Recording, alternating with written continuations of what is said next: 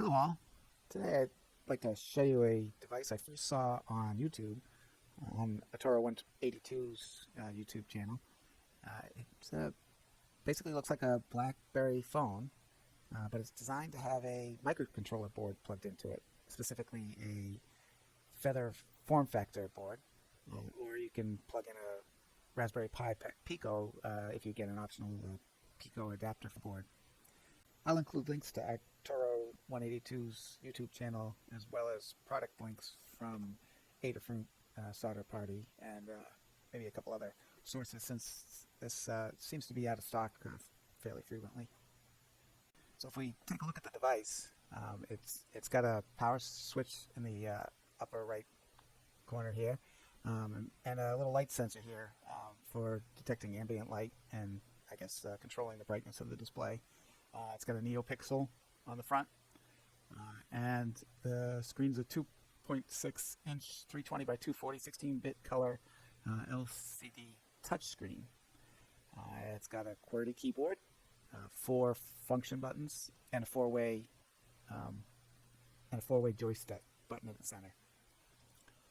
On the side, there's a Adafruit Stemma QT or SparkFun Quick I2C connector, and obviously the socket for the Feather form factor microcontroller board. I've got a Adafruit RP2040 plugged in here, and I used a little bit of double-sided sticky tape to attach a LiPo battery onto here.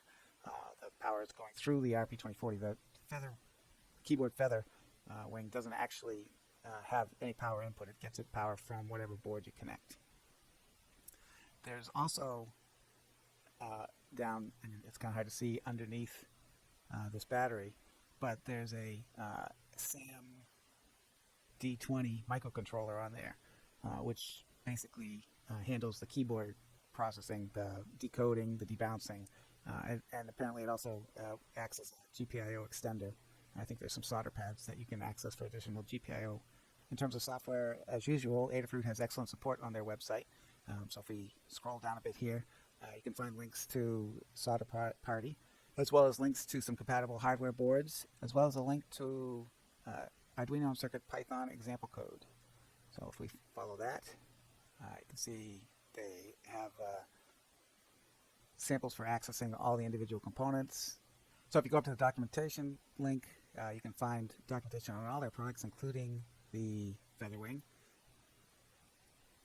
Or if we go back to example code, there was a link to their GitHub site. And if we visit that, we can find a lot of the same example code. If you want to work with Arduino C code, they have example code for that. If we go into CircuitPython, we can find some test programs and importantly, all of the required libraries for CircuitPython that you'll need to use. I have gone ahead and started a Keyboard FeatherWing branch of PyDOS on my GitHub site, and I've got a running version of PyDOS on this. Essentially what I had to do was create an abstraction layer for the keyboard input. Turns out the display, once you load the Adafruit drivers, basically duplicates the serial output on the REPL, so not much work. I didn't have to do much work to get that working. Basically just initialize the Adafruit drivers. But the keyboard, I actually had to write a keyboard handler, so we can run this. Whoops. If you get used to the keyboard a bit, so I can type in version, it comes back with that. Now there was a factory test. If I run that, let's just make sure I know what it is. So I'll do dir f star.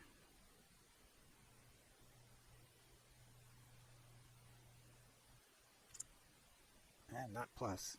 dir f. Oh, two things fighting me. A small keyboard and bad eyesight. But there we go.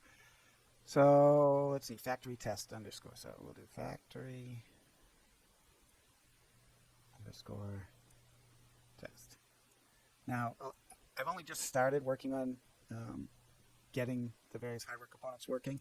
So as we run through this, we'll see a great deal of them fail. Usually we see something though. Oh, there we go. So it's obviously the screen's working. It's testing the touchscreen. I haven't done anything with that yet, so I don't have the libraries loaded on that. The SD card, I did put an SD card in it, and I think I have some of the SD libraries loaded, but I really haven't looked at it, so I don't know why that's working. Obviously, the NeoPixel is working. It lit up, passed the test there, and then it does a quick keyboard test to make sure it's going to work. So it asks you to push a bunch of these keys, and normally I just make mistakes, so it bails out. But I think, oh, and so now it's going to test the buttons up top. So if I hit L1, L2, right 1, right 2, then you can do the up, down, left, and right. So those all worked, but obviously some pieces fails. But that kind of gives you an idea of the various hardware components, and obviously you have access to the factory test script, so you can see how it accesses all of those. Now in the Keyboard FeatherWing branch of PyDOS on GitHub, I've included the libraries that I've started working with. So if you wanted to play with this, you could just download that branch, and it would already have the libraries that you need, and you could start from there. So right off the bat, PyBasic, even the display of the PyBasic banner there didn't fit. It was designed to fit on an 80 character screen, so I modified this version to fit a little bit better. Star Trek, I had to center the display here a little bit. I changed it so things weren't wrapping on this. The description, the lines were too long. Again, everything just because the screen is a different format. And then you'll see it was more drastic when we came to some of the display screens. So I had to condense the descriptions on the right side of this display. And then if we go, I think the other thing I did was a lot of these games, or several of these example games required all uppercase. Back in the 80s, I guess that's what people typed. So I got tired of holding down the shift key on this little keyboard. So I haven't built in the cap locks yet. I guess I can do that on the keyboard handler, but I haven't done it yet. So instead I modified the basic programs to take lowercase now as well. But if I do a Galaxy recall here, you'll see it still needs some work to fit into the whole thing onto the screen, because I got it fitting left and right, but I need to take out some of the spacing so that you can see the column numbers there. But again, there's a lot of things I want to do in terms of getting more functionality into this very cool little form factor. As I said, this is running on CircuitPython, which means that I needed to build the custom CircuitPython UF2 file, which disables PyStack. I'll put a link up here to the video in which I go into details on how to create that custom UF2 file for CircuitPython. Obviously, working with the keyboard on this is probably one of the struggles you might have with it. It works pretty well, but if there's anything you can do to reduce the amount of key pressing I have to do. Back in the day when I used a Blackberry, if you held a button down for a number of seconds, it would then shift that character. Command history of some sort would be nice. I could either use the up arrow of the joystick, or in the old days, DOS used to use F3 to recall the last line. I'm not sure. Obviously, I want to keep the memory utilization of PyDOS as low as I can. So when you type in menu, it obviously displays this simple little menu. I put a few things on it. And if you want to start up a program, so if I wanted to start up ELIZA, for instance, I would just put in 4, and that's going to start up PyBasic, and then go into ELIZA.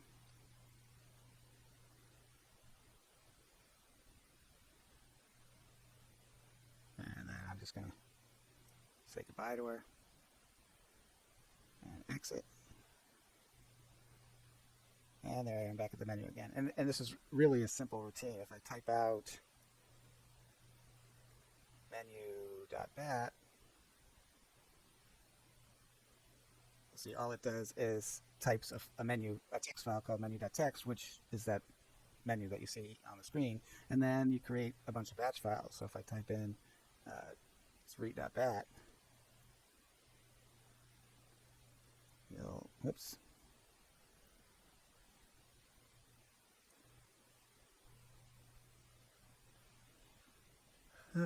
Type cat. Problem with working with multiple operating systems.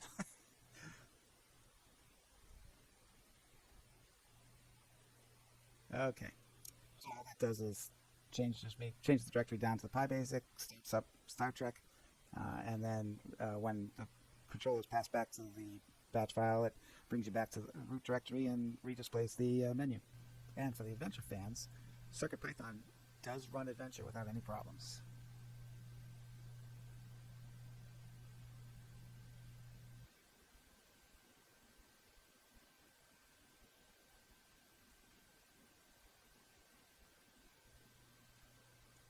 I'll go ahead and speed up a little bit of gameplay and put it at the end of the video in case anyone's interested in seeing how it plays. The heart of the abstraction is this new routine I created, PyDOS UI.py. Essentially, it imports the keyboard and the screen of libraries, the Adafruit libraries, and when you create a new instance of the class item, it initializes the display. So that's basically all I need to do to use this display. Once these Adafruit libraries are loaded and initialized, CircuitPython uses it as basically another standard output display. So it sends the output both to the serial REPL output as well as to this display. So that's very convenient. And then I set up the keyboard, and this is all directly lifted out of Arturo 182's example files, but basically just set up to initialize the keyboard, and then all you need to do is create replacement commands for all of the input commands that you might use elsewhere. So in PyDOS and PyBasic, there's two ways so far in the code that I've been converting that I've read files from standard input. One is using the stand-in.read with one argument, which is the number of characters that you want to read. So this is just a little routine that does that same functionality, but off of the keyboard.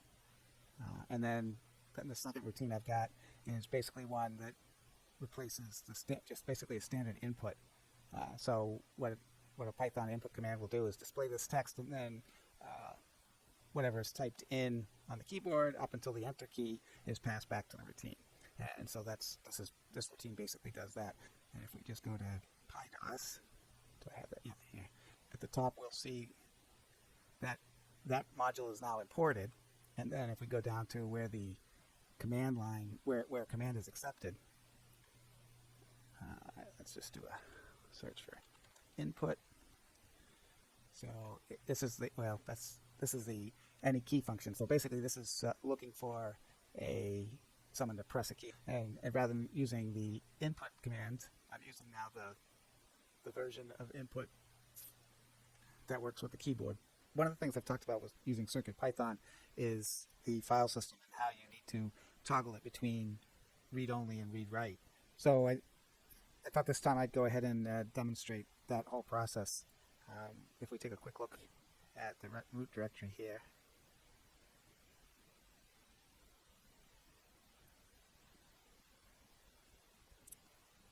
you can see the files that are listed there. And let's say that I want to make a change to, I want to put in a new version of tt.py. So we'll just see what's in there now. So you see it's that single command line there, and I want to put a different version out there. Okay, and so the version of TT that we have on the Unix machine is a little bit different. It asks for something and then prints out the entered value. So what we're going to go ahead and do is first we're going to go onto the PyDOS machine, and we need to set it to read-only mode so that we can get to it from the Unix box. So we'll do fs read ro, hit enter. Comes back with a message which tells us that after the power cycle, the PyDOS box is power cycled, CircuitPython will be set to a read-only mode. And it's whenever you're doing it on the PyDOS box, it's with respect to when you're saying read-only or read-write, it's whether PyDOS has the ability to read or write to it. And Linux will always be, or your host system will always be the opposite. So if I set PyDOS to read-only, then the host has read-write access to it. So I'll go ahead and power cycle this, turn it off, and then back on. PyDOS should come back up. There it is.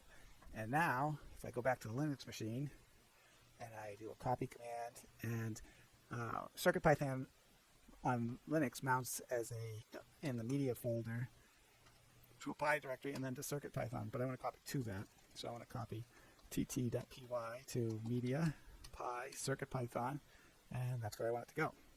Now, CircuitPython, there's a parameter where it does an auto reboot or auto reload whenever you copy a new file to it. So you'll see that the PyDOS rebooted there. Now, the next thing I want to do is make sure that PyDOS now has read-write access after the next reboot. So, for instance, if I now try and execute a PyBasic program without rebooting, and I can do that just by hitting 1, you'll see it'll crash because PyBasic needs to open temporary files on the flash in order to run. So since it's set to read-only, I get the message saying read-only file system when I tried to open it. So to take care of that, I need to get back onto the Linux machine and copy file boot.readwrite over to boot.py. Now this is essentially the same thing that the fs command does in reverse. So when you do fs read only on PyDOS, it's copying one of these, boot.ro over to boot.py. So now that I've done that on CircuitPy, that should, it didn't, because I'm in a crash state, I guess it didn't reboot the PyDOS, but that wouldn't have been enough anyways. What I've got to do is do a full power cycle. And now that I've done a power cycle, when it comes back up, PyDOS should have the read-write access to the file system. And you see PyBasic starts up fine. Oh, well, the other thing we should check is to make sure that our file is now over here. So if I exit PyBasic and I type TT, well, actually we can just run it. TT. See, it has the version where it's asking for a value. So if I type okay, well, it's a different version, but it doesn't have the abstraction, the keyboard abstraction software into it. So it's not knowing, it doesn't know how to read from the Blackberry keyboard.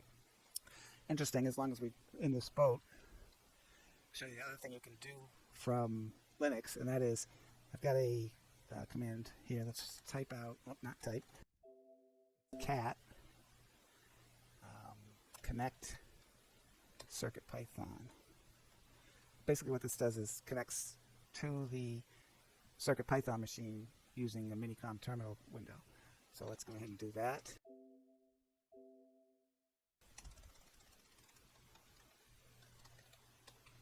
There we go. And so what has happened here is I hit enter too quickly, but I'll go through the whole thing again. So now both the Linux machine and the PyDOS display are being used as standard output. So if I run TT again, we'll see the output on both screens, but the keyboard hasn't been redirected to the Blackberry, but the keyboard on Linux. So if I type in entered parameter text and I hit enter there, you see it comes back and works. So basically the standard input is coming from the terminal and the standard output is going to both. I can type all I want now on the Linux box and nothing, the PyDOS isn't listening to it and it's not displaying it. So that's basically the process of moving files back and forth. It's a back and forth. Every time you want to move something from the host, you have to put the PyDOS in read-only mode, reboot it, and then on the Linux machine, to put it back into read-write mode, I need to copy boot.rw to boot.py, and that was just the automatic reload. That will not do it. I have to do a full power cycle and power on. So this actually is a case where the microcontrollers that come with a power switch like this, it makes it much more convenient for doing this. If this was a if I was simply using the Feather board itself, in order to power cycle it, basically you have to unplug it. This one even has a battery, so that's not enough. But normally, if you don't have a power switch, you basically have to unplug it from the power source and then plug it back in. So I think that's about it for this update. Hope you enjoyed, and thanks for watching.